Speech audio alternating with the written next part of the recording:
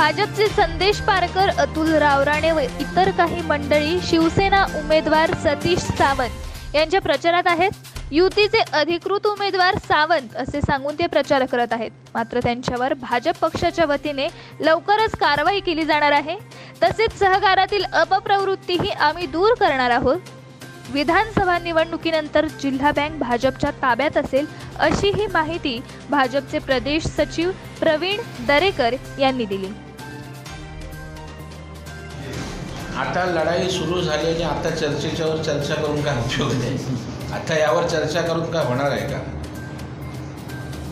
काल यादी प्रसिद्ध झाली तर नाव नाही आहे कुठल्या शिवसेनेची यादी प्रसिद्ध झाली। आता आम्ही त्यावर फार भाष्य करण्यापेक्षा भारतीय जनता पक्षाचा आमचा आमदार राज्याच्या सत्तेमध्ये मुख्यमंत्र्यांच्या जोडीला कसा जाईल याची आम्हाला चिंता आहे। त्यामुळे आमचा फोकस फक्त आमचा भाजपचा कमळाचा उमेदवार निवडून आणण्यावरच राहील।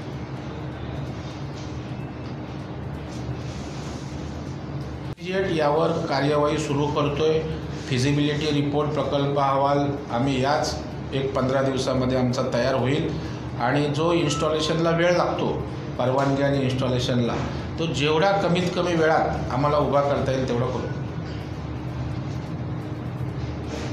भविष्यात जिल्हा बँक भाजपकडे असेल 100%। नाही आता नसतात हालचाली, येणाऱ्या काळात आता निवडणुका होतील। भारतीय जनता पक्षाचं एक मोठं नेटवर्क या जिल्ह्यामध्ये आहे। सहकारात काम करणारी सुद्धा चांगली मंडळी वर्षानुवर्ष या जिल्ह्यात भारतीय जनता पक्षाची सुद्धा आहे आणि राणेसाहेबांनीच्या जिल्ह्याच्या सहकार आणि इतर संस्थांचं नेतृत्व केलेलं आहे आणि त्यामुळे सगळ्या गोष्टी नीट ऑर्गनाईज करून त्या ठिकाणी भारतीय जनता पक्ष ही जिल्हा बँकेवर सत्ता प्रस्थापित करेल। आपले भाजपमधील काही नाराज नेते शिवसेनेच्या व्यासपीठावर जाऊन महायुतीचे ते अधिकृत उमेदवार आहेत म्हणून असं सांगतात। अशा वेळेला एक द्विधावस्था निर्माण झालेली आहे। काही नाही, त्यांची द्विधा मनस्थिती झालेली आहे। भारतीय जनता पक्षानं स्पष्टपणे या ठिकाणी उमेदवार भारतीय जनता पक्षाच्या कमळ या चिन्हावर रीतसर नितेश राणेंचा प्रवेश करून दिलेले आहे।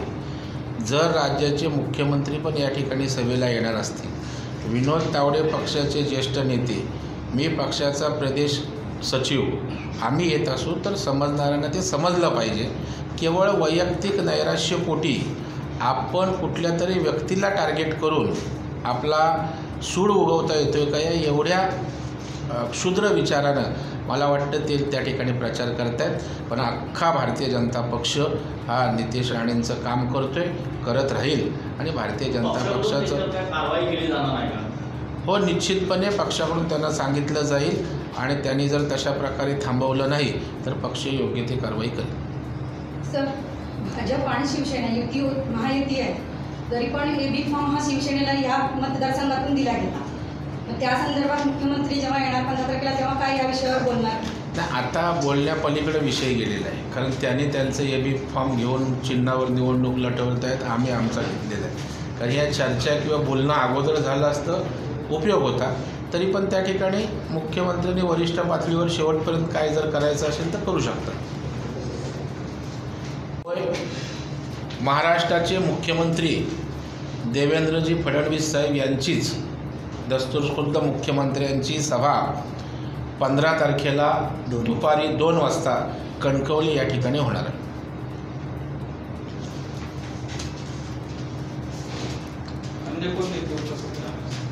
पक्षाचे भारतीय जनता पक्षाचे वेगवेगळे नेते येतील। आमचा प्रयत्न चंद्रकांत दादांना सुद्धा देवगडला त्या ठिकाणी येण्यासंदर्भात विनंती केली जाणार आहे आणि त्यामुळे मुख्यमंत्री आणि प्रदेशाध्यक्ष दोघे आले म्हणजे पक्षाची यंत्रणा पूर्णपणे त्या ठिकाणी कामाला लागलेली आहे।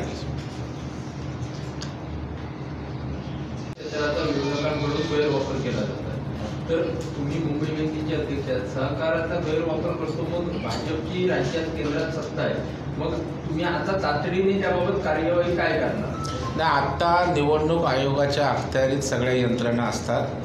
कारण मीही काल सहकार आयुक्तांशी सोनींशी बोललो तर निवडणूक आयोगाकडे तक्रारी करून त्यावर योग्य त्या कार्यवाही होत असते आणि त्यामुळं त्या स्तरावरती कारवाई होईल।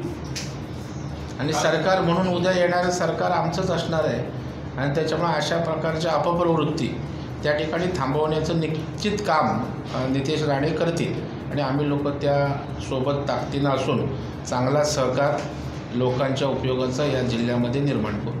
काल साखर कारखान्याची घोषणा झाली नेमकी काय? होय, मी कोकणचा सुपुत्र म्हणून आज मुंबईसारख्या एका मोठ्या जिल्हा बँकेचं नेतृत्व करतो. साधारण 8-9 हजार कोटीची बँक आहे.